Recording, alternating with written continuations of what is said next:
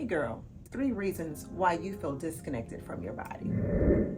1 could be due to trauma or emotional suppression. Possibly, maybe you had a sexual assault issue that happened, doesn't matter when, or some type of traumatic event that happened that led you to not feeling so connected to your body. Maybe there's some numbness there. Maybe there is just not feeling like yourself, maybe like you used to.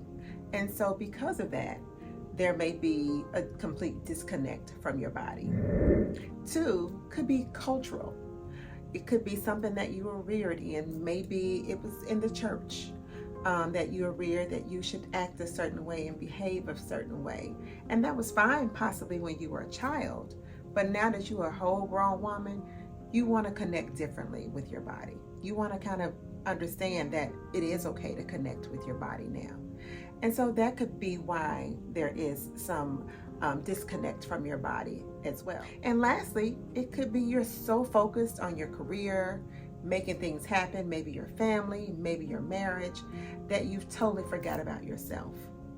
Maybe that looks like you're so busy 9 to 5 that when you come home, it's time to put the kids to bed, tend to your husband. Where's the time for you?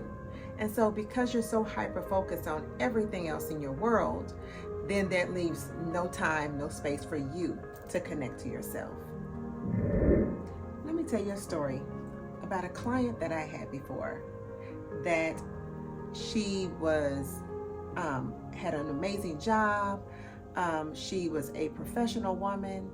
She actually had a great family. She was raised in the church. And she was just a very public person. However, when it came time to wanting to know what she needed and how to connect with herself, and even with her partner, she really had struggles. So she came to me to help her connect better sexually with her partner. But what we found is she was not connected to herself, simply because she had the societal pressures of be a good girl. You're supposed to always be a lady, and be culturally, religiously perfect.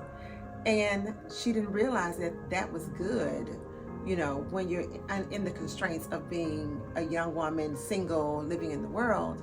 But when she got to her marriage, she had a hard time letting those same things that had been pushed on her, letting them free, letting them go. And so we had to work to first help her to get connected to her body. So then she was able to enjoy sex, fulfilling sex with her partner, because then she was able to connect and say what she wanted and needed and how she wanted it, to make sure she was pleasured, and not only just pleasuring her husband as well. So let me tell you what I told her. However, before I tell you, hit the subscribe button below. Make sure you also click the bell so you won't miss any of this great content. And also hit like as well. And so the things that I told her to do, I'm gonna tell you a few things to get you started, was to slow down. 1, slow down. Become very present in yourself.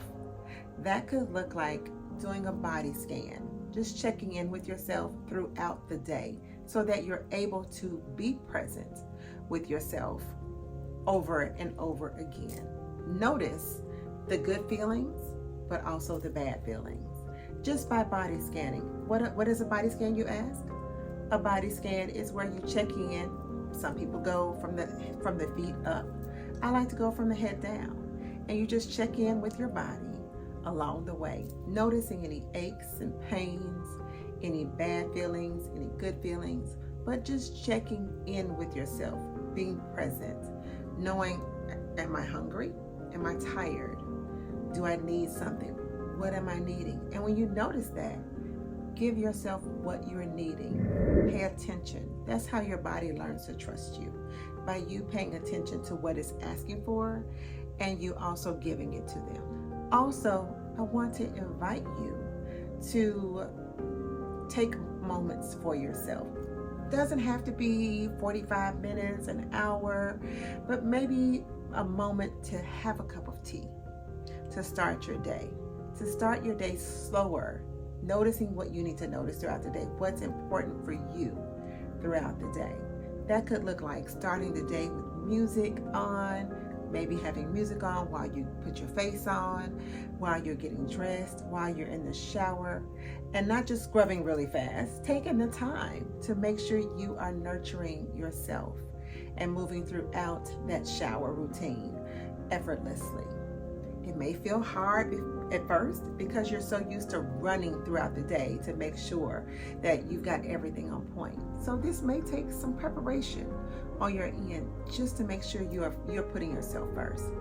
But sis, it is so worth it in the end to do so. And lastly, I want you on your way home from work, maybe instead of listening to just the noise in the car, maybe make you a playlist, something that just connects you to you. It could look like something sensual. It could look like a Whitney Houston playlist. But whatever it is, it's something that's gonna make you feel more alive, more connected in yourself. I bet if you use those 3 things, there will be some shifts happening for you. And my gift to you for you staying this long and hearing me out is a free coping skills sheet. It's called 99 Beautiful Coping Skills. And what it does is it allows you to find those brief moments for yourself, no matter how big or how small, to connect with you, to add self-care back to your day. Because I guarantee you have been missing out on self-care hugely. And so we want to invite that also back in.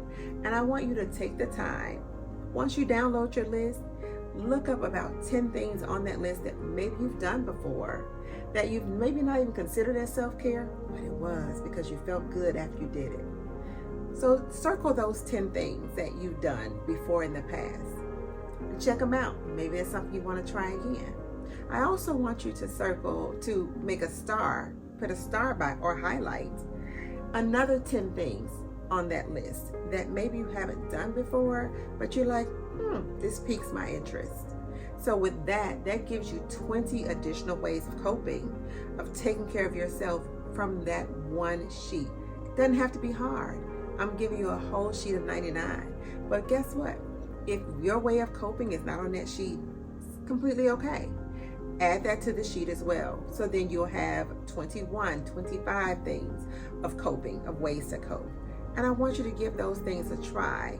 And then just because of different emotions and how you feel, different things may work differently for you. So check out the sheet, get to circling, get to highlighting, and comment below. Let me know what works best for you. So the next video I'm going to tell you is going to be about asking for what you want sexually. It's going to be talking about how to get what you want from yourself sexually, as well as from your partner. So check out the next video right now.